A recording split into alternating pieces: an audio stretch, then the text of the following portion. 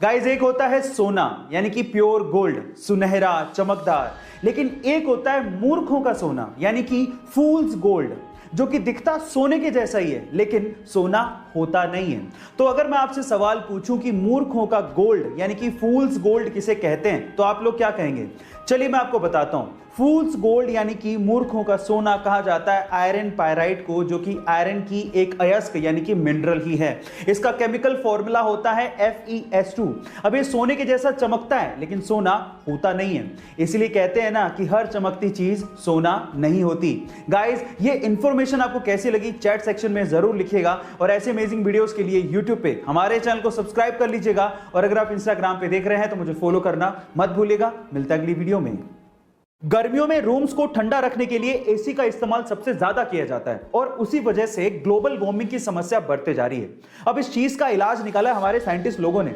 उन्होंने एक ultra white paint बनाया है। इस अल्ट्रा वाइट पेंट को अगर बिल्डिंग या मकानों पे किया जाए तो उससे 98.1% तक सनलाइट रिफ्लेक्ट हो जाती है।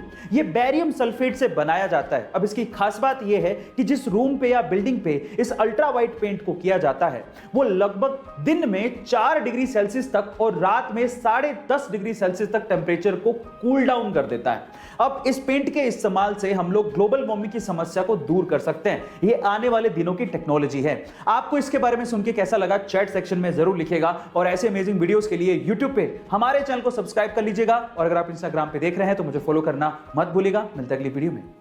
एक बार एक पिता ने अपने बेटे को पुरानी टी शर्ट देते हुए कहा कि जाओ इसे $2 में बेच के आओ। तो उस बेटे ने उसे साफ किया और पास के रेलवे स्टेशन पर जाकर 5 घंटे की मेहनत के बाद उसे $2 में बेच दिया। अगले दिन पिताजी ने कहा, बेटा ये लो एक और टी शर्ट, अब इसे $20 में बेच के आओ। तो उसने उस पे मिकी माउस का स्टिकर चिपकाया और पास के स्कूल में जाके खड़ा हो गया, और एक अमीर बाप के बेटे को उस टी शर्ट को $20 में बेच दिया।